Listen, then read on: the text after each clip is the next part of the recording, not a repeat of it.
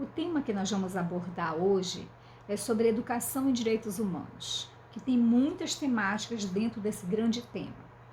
E hoje nós vamos conversar um pouco sobre a implicação dos direitos humanos com a realidade brasileira. Na história dos direitos humanos, o Brasil, enquanto consignado à ONU, nós vamos entender um pouquinho essa trajetória do Brasil, essas grandes contradições brasileiras nas políticas de educação e direitos humanos. O que a gente enxerga nesse cenário brasileiro em relação a esse pacto internacional dirigido a tantos estados-nações, como no caso o Brasil? Nós vamos começar considerando que os direitos humanos, assim como é colocado por tantos estudiosos, né? A gente tem aqui o Trindade, tem a Flávia Pilovesan, nós temos o Frei Beto, nós temos o próprio Bobbio, né? O Norberto Bobbio, que é o grande nome, o grande estudioso sobre os direitos humanos nesta contemporaneidade. Então, nos seus estudos, nós vamos encontrar uma explicação bem didática por direitos humanos, sobretudo na explicação de como surgem esses direitos humanos. Porque apesar de nós começarmos as nossas reflexões a partir do grande documento que é a Declaração Universal dos Direitos Humanos, produzido lá em 1948, mas a gente percebe que essa discussão no mundo já tinha começado, já existia, não enquanto uma normativa universal, não enquanto um documento assinado pelos países ou pelos estados-nações, como a gente geralmente fala nessas discussões, mas eram discussões pulverizadas, discussões que já pertenciam ao resto do mundo e que se localizavam de maneira mais efetiva em alguns territórios. Então, para compreender tudo isso, quando a gente fala sobre os direitos humanos e o que vai incidir em educação em direitos humanos, a gente compreende que são três momentos importantes, né? Que são três escalas de direitos, digamos assim, para a gente entender. Então, os direitos chamados de primeira geração, os direitos de segunda geração e os direitos de terceira geração. A gente vai se deter mais os de segunda geração, mas brevemente para a gente compreender do que a gente está falando. Os direitos de primeira geração são os chamados direitos civis e direitos econômicos.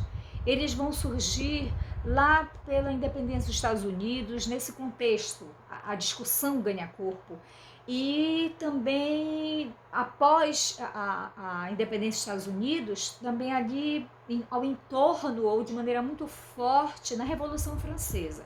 Então são os dois acontecimentos históricos que dão gás, que mobilizam esses debates, que reivindicam dentro das suas discussões de independência, de autonomia, de se tornar um Estado livre ou uma nação livre.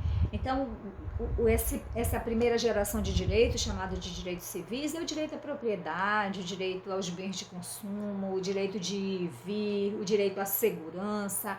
É essa compreensão que acontecia a discussão nessa primeira geração de direitos, chamada de direitos civis e econômicos. Pois bem, a segunda geração de direitos, nós vamos ter justamente o que a gente mais debate, o que a gente mais conversa dentro da educação em direitos humanos, que são os direitos sociais. Os direitos sociais, em torno do debate dele, o contexto onde nasce esse discurso de maneira já tão forte, é justamente o contexto que vai acontecer ali já pelo século XIX, o contexto da Revolução Industrial. Então, todo aquele viés político, todas as transformações, o novo jeito da sociedade organizar o seu trabalho, o novo jeito do homem se pensar enquanto ser dentro do processo de trabalho organizado, aquela passagem do meio rural ou do meio mercantilista para um meio de produção mais industrial. Então, é nesse cenário da Revolução Industrial que nós temos o grande boom dessa discussão sobre os direitos sociais. E dentro dos direitos sociais nós temos a educação, nós temos a saúde, nós temos também a segurança, nós temos o emprego. Então são muitos temas que estão dentro da grande pasta da segunda geração dos direitos, chamada direitos sociais. Então aqui se localiza a educação. Aqui é o motivo maior de nós compreendermos, então, essa discussão de educação e direitos humanos. E a terceira geração de direitos, também que faz parte da pesquisa de muitos desses estudiosos sobre direitos humanos, é o direito, o chamado terceira geração de direito, que surge ali um debate em torno de 1960, né, a década de 1960, que vai justamente falar no direito à solidariedade, ou nos direitos de fraternidade, assim chamado, de igualdade, que são aqueles grandes temas que vão atravessar o mundo todo, como a paz, como o desenvolvimento da ecologia, como formas sustentáveis de se viver. Então, esses grandes debates que vão mobilizar o mundo todo pertencem à terceira geração de direitos, tá? E existem estudiosos também que já organizam didaticamente uma quarta geração de direito, mas que não vem ao caso agora do que a gente está debatendo, do que a gente está conversando. Então, pensando dentro dessas gerações de direitos, é importante nós percebermos que os direitos sociais, onde está educação, saúde, né, segurança, emprego, moradia e tudo mais, essa pasta é fundamental, a pasta dos direitos sociais, a segunda geração de direitos, porque nós não podemos falar de democracia dentro de um país falando somente na primeira geração dos direitos, falando somente nos direitos civis e direitos econômicos. Nós precisamos incluir sempre na nossa fala de direitos humanos, sobretudo de educação em direitos humanos, os direitos sociais. Tá? Então, é impossível falarmos de cidadania, de democracia, de país que acredita no aprendizado dessa paz, que acredita no aprendizado da solidariedade dentro das escolas, se nós não juntarmos todas essas gerações de direito. Então é importante nós não descolarmos, nós não focarmos somente numa geração de direito, e sobretudo os direitos sociais, né? Então a gente fala disso porque no cenário brasileiro a gente percebe um grande avanço em algumas discussões dentro dos direitos humanos, tá? Então, a gente percebe que muitas políticas, sobretudo a partir de 2003, foram criadas, onde trouxe para o Brasil um discurso mais efetivo, discurso mais pensado, mais problematizado, sobretudo em formas de políticas sociais. Então, os direitos humanos ganham corpo no Brasil.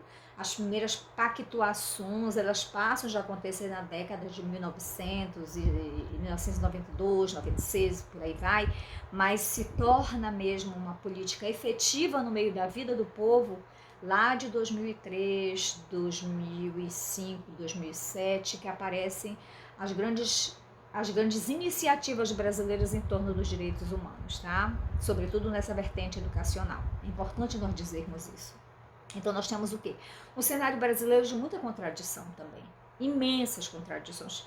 Pensem o que é falar em direitos humanos, em assinar pactuações em pleno período da ditadura civil-militar no Brasil.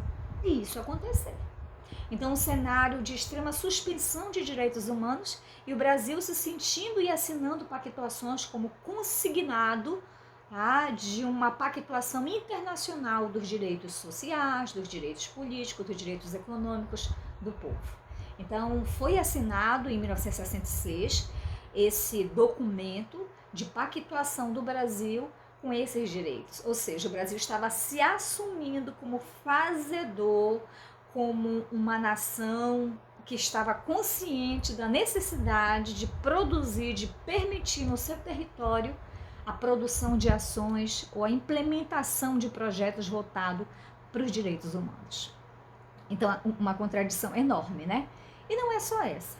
A gente sabe que a gente fala de um país enorme, um país continental, com alguns estados também dentro do próprio território brasileiro que são enormes, como o Pará, o Amazonas e outros. E a gente ainda vê muita gente sem teto, muita gente sem local, sem um pedaço de terra seu, legitimado, legalizado para morar.